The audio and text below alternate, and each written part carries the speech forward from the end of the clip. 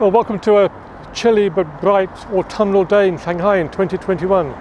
Today I'm at Number One the Bund, which is also known as the McBain building. In fact, it's the southernmost building along the old Bund, which we'll talk about in a separate episode. But today I'm going to go and visit an art gallery at Number One the Bund. So the exhibit is Renaissance to 19th century paintings. Yeah. Hello. And there's supposed to be some Rafael here, which is, I have to say, what I was principally looking forward to.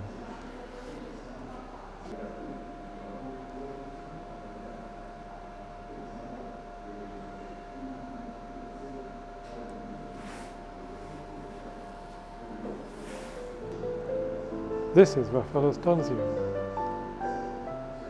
or Raffaello Sanzio, 1502.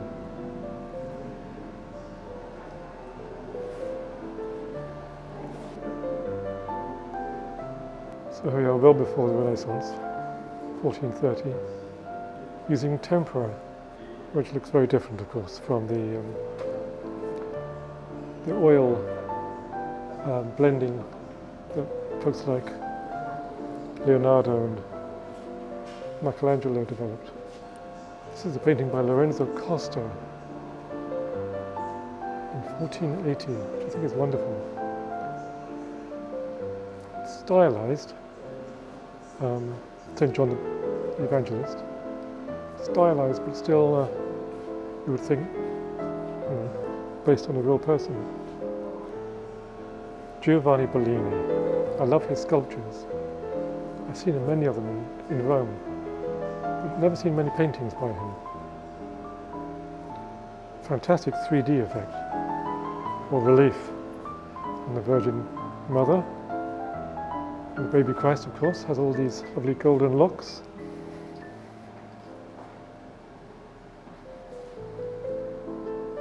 Vittori, Carpaccio and workshop. Yeah, okay. So this is one of those workshop paintings. In other words, it's paintings done by apprentices and students within the principal artist's workshop. And you can see almost the quality is significantly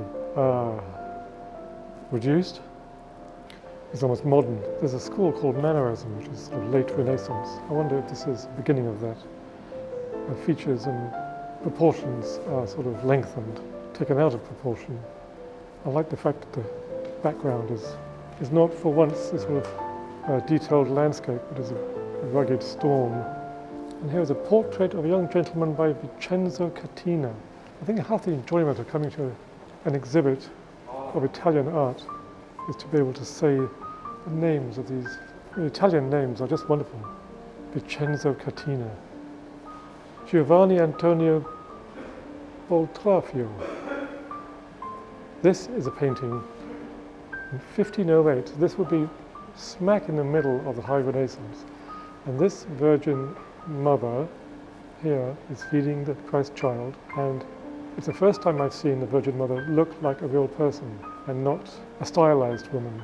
That's the face of somebody specifically known to the artist. It's great.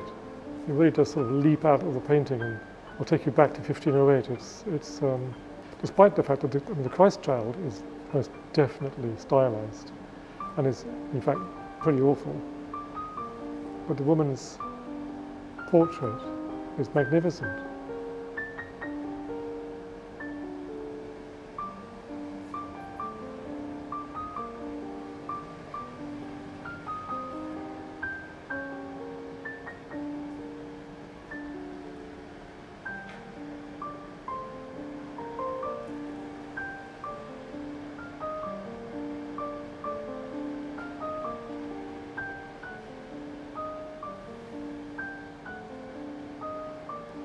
This is Jacopo Negretti.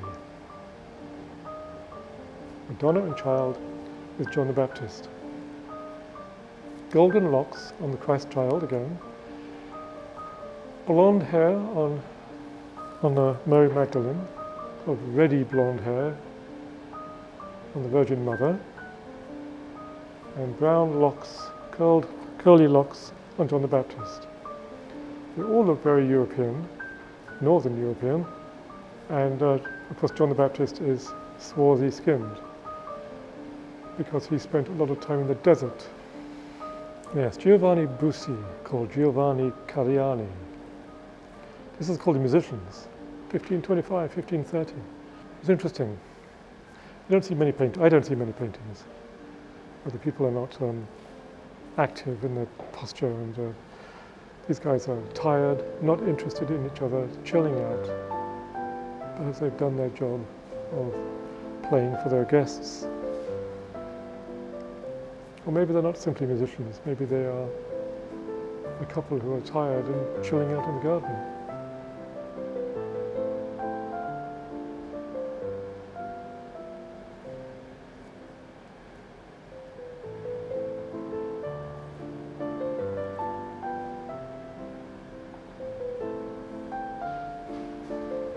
Giovanni Battista Moroni. This is a portrait of an old man seated. 1576. It's absolutely fantastic. You really think you could sort of talk to him or hear his voice. If he was a vain man, he was not vain in the sense of maybe looking younger than he was, but certainly he's brushed his beard for this portrait. This one in the corner, I love this. It really stands out from all the rest. Giovanni Battista Salvi, called Sassaferato.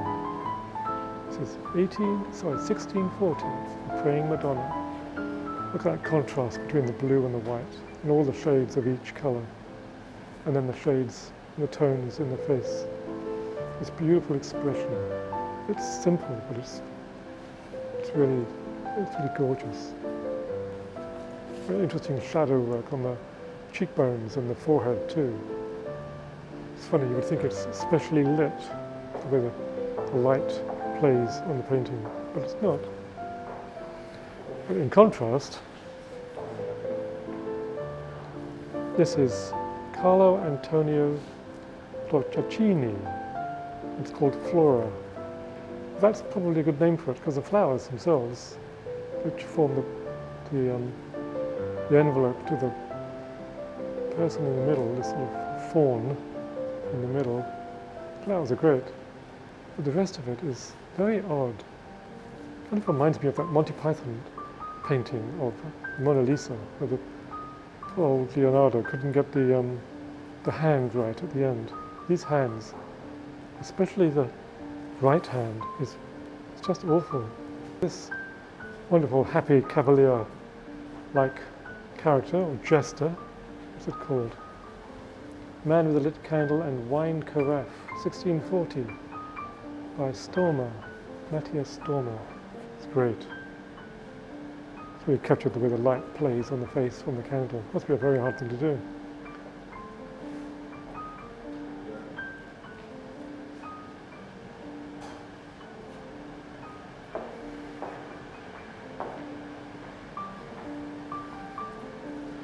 Chiaroscuro, I think this is called. The study of light playing across faces and bodies and so on. Because the master of that was Caravaggio, and unfortunately, even though Caravaggio is mentioned in some of the text in this exhibit, there is no Caravaggio here, which is a shame because of all of the, look at this lemon. What a wonderful lemon. I mean, seriously, okay, so it's a still life, but that lemon's going to leap off the page. I suppose this is about as close as you can get to a photorealism in 17th century art. This is Giuseppe Gislandi, Fra Vittorio. It's a portrait of Francesco Maria Pertino, 1737. So we are now in the century of Enlightenment. I love this painting because of the look on this fellow's face. It's quite honest. There's no sort of attempt to be heroic. I don't think so anyway. And his fingernails and fingers are rough and workmanlike.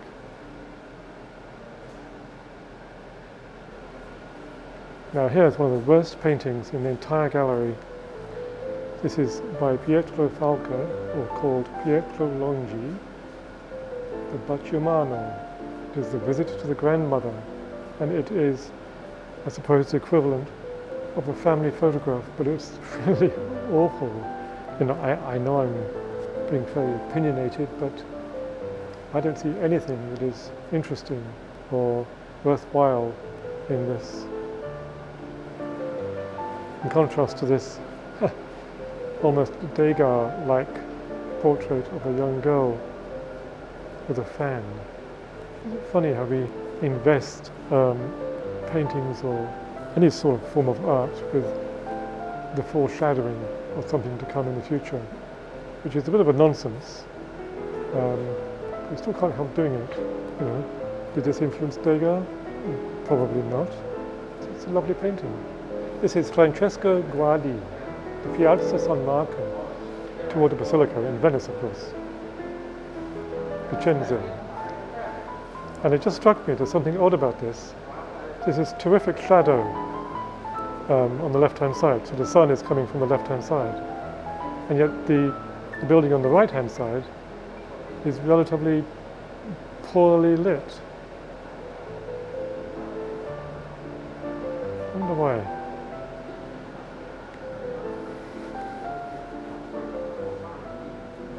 Ah, you can be forgiven for thinking that was a sort of a pre-Raphaelite.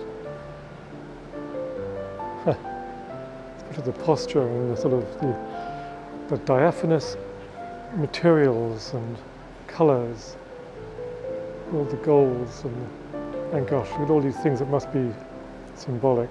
This apparently is a deposition of the Queen of Cyprus. I wonder why he's holding the window open. Is he showing her the way out? She doesn't want to go, clearly. Which isn't very popular, judging by the look on her maidservant's face, maybe, on the left-hand side. Now there's a painting over here I want to take you to. It's sort of out of place in this gallery because it's late 19th century, but I think it's wonderful. It's a portrait of a young woman who is remembering a sad memory. Talk about foreshadowing somebody else. It looks like some pre-Whistler, doesn't it? It's actually Giuseppe Palizia de Volpido. Yes, it's 1889. It's very captivating. And the light is wonderful. Even though it's relatively flat, all those tone changes and shades in the white blouse, a simple contrast between the sort of turquoise, blue-greeny dress and the yellow belt and the white blouse is superb, but maybe a bit too sad to have around the house. I look at this and I think John Singer Sargent in his days of painting similar subjects in Paris. In any case, it's a wonderful portrait. It's totally different from the one across there, but mesmerizing all the same. Lovely attention to detail, even in the vase in the background. It's lovely.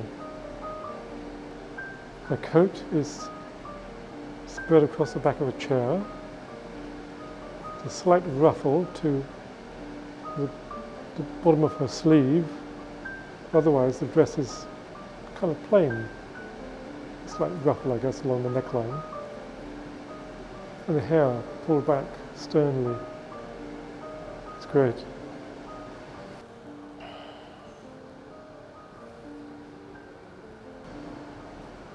Now, I have to say I love this painting. It's another one that pulls you into it.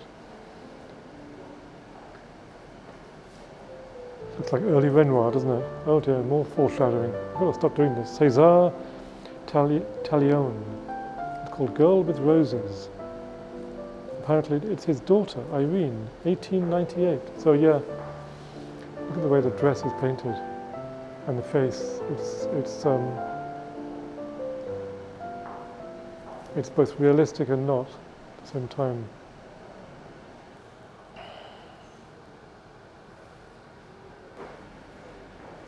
Oh, now, I have to say something about this, because not for the painting or anything, for the subject matter. It's really, really unusual to see a river doing this in mountains, this torrential flood. It's a torrent, and you get this after very, very large storms. I've seen it once, only once in my lifetime, traveling down the Three Gorges. But in that case, the waters coming down the mountain are full of mud, as this would have been. You don't get torrential rains like this without that being full of mud and rocks, being torn down from the ravine high up. But that would not be the way a river normally looks coming down a mountain. And you can see the ragged parts of the storm that must have been there at the time. Andrea Marenzi in 1886. Right. Oh look, it's time for the gift drop.